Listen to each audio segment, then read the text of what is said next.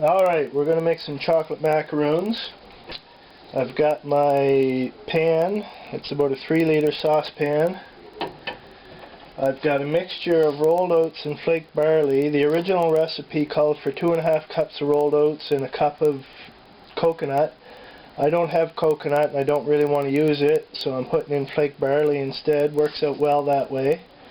You can't really visibly tell the difference between the two. I guess if you had a better eye than I could, you probably could.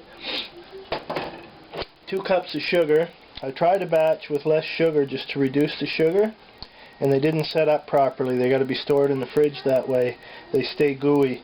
For sweetness, it was kind of like semi-sweet chocolate. It was pretty yummy as far as sweetness goes. 1/2 cup of milk, 1/2 cup of cocoa, and in the pot they go. Oh yes, and we will start off with 1/2 cup of butter.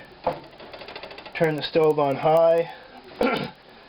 Put in the butter and milk. Actually, it doesn't really matter. You put it all in together. I've found it doesn't really matter. Normally cocoa, you want to sift it because it gets kind of chunky.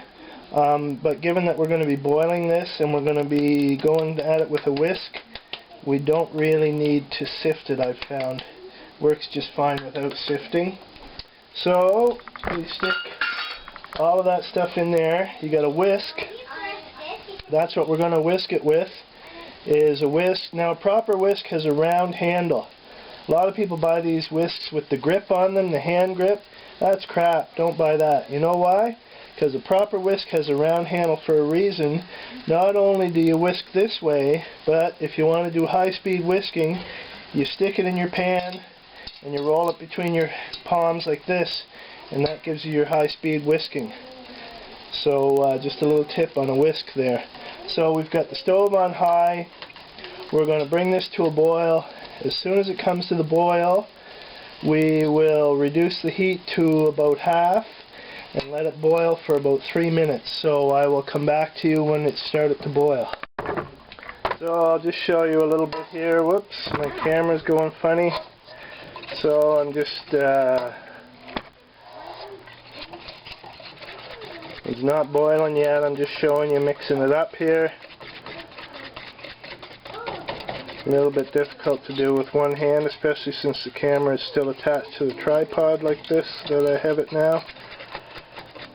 You can see the lumps in the cocoa. There's quite a few of them. They come out pretty easily when you're heating it and boiling it and whisking it.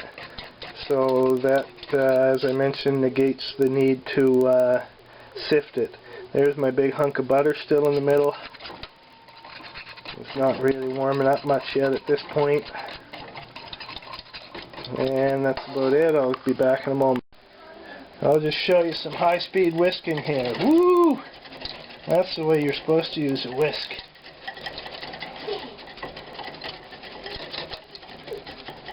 Get all those lumps out.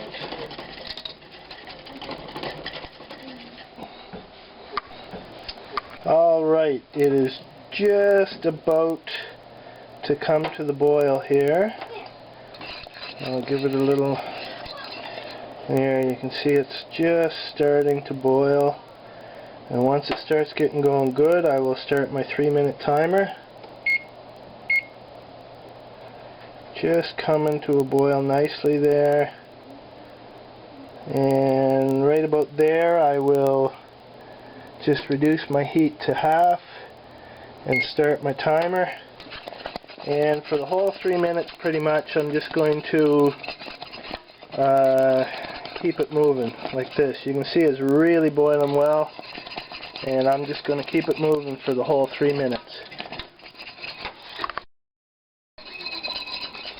Alright, my time is almost up. I'm just going to put that aside. Take a spoon. There's my time. Turn that off. Turn that off.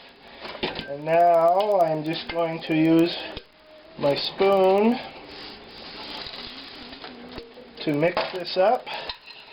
Ideally, I want to take it off the heat there. Now what you have to do here, you have to use some judgment whether or not you're going to need some more oats in there. Check your consistency. The first time I made them, I got it right. It's pretty obvious if it's thick enough to sit up, or if you need more oats. So this is 3½ cups of oats and barley, and I'm going to sit that back there so it's off the heat. And I think I want a little bit more. I'm going to add a bit of barley.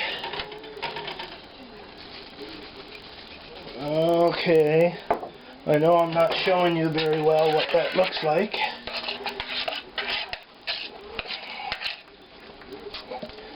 So, let's see.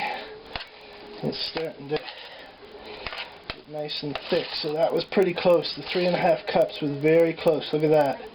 That's about what you want there, look. So, I might even put in another just drizzle of barley. Alright.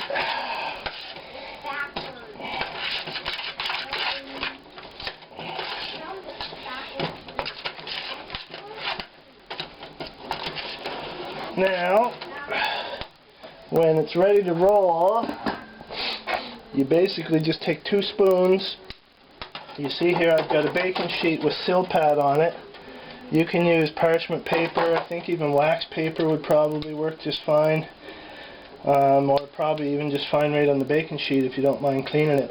And basically you just spoon them out and let them dry. So you just, however big you want them, doesn't matter. Just spoon them out and let them dry. Alrighty, whoops. You want to go somewhat fast here, but you don't got to be Speedy Gonzales. I mean, that pot is not going to set up very quickly. But if you're really, really slow, then it might set up on you, I don't know. But I don't try to go too fast. I don't really push it too hard. Alright, and there's what we have. That was the entire batch right there. I am going to weigh them once they set up. They're actually setting up pretty good so far. They're still a little bit gooey, but I can tell just by looking that they will set up fine like this. I can tell by they're getting dull on the surface. They don't stay shiny very long, and they're going to be just fantastic.